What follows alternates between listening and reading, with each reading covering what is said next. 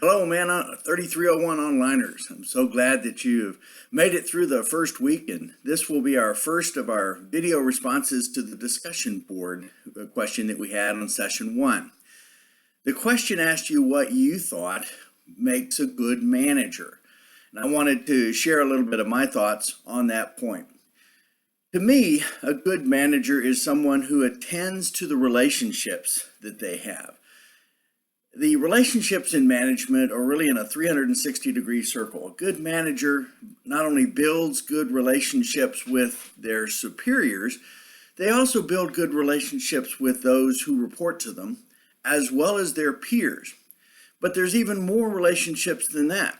There are relationships with vendors, with customers, with other organizations that are of similar business, or even managerial friends that are in other industries. Because the growth of a manager happens when one takes care of these relationships and uses the relationships to enhance their overall experience as a manager. It is true that we've got to plan, we've got to organize, we've got to oversee, we've got to lead to be a good manager. But management is so much more than just taking care of the business or the department that you have oversight of.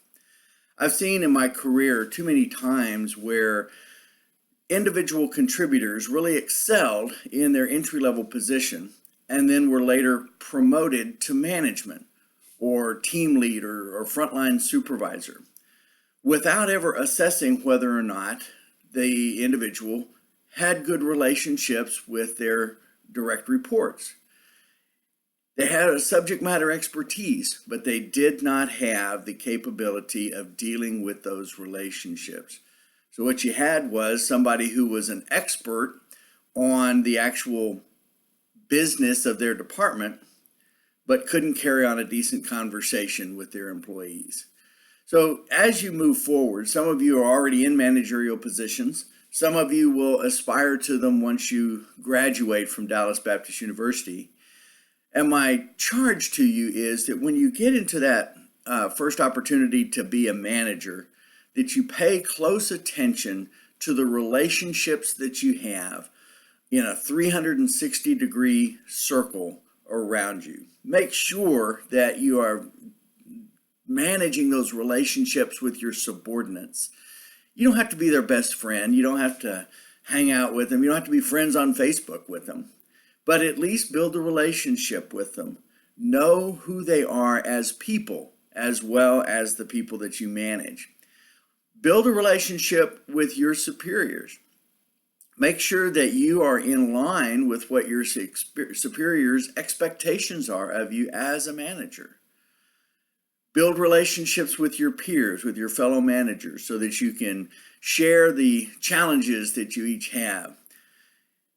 Also build relationships with your customers. Know those customers so that you really understand what your subordinates are going through as they serve your customers. Know your vendors, know your suppliers, so that you can build the relationships to enhance all of those sources of raw materials that may be coming into your department to work with.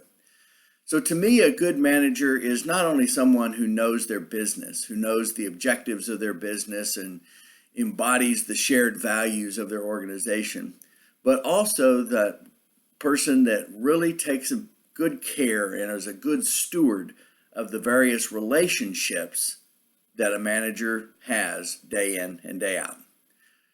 I hope this is helpful, and I'll look forward to the other videos to come as we respond to the different discussion boards that we'll have throughout the semester. Continue your hard work, and I'll see you online.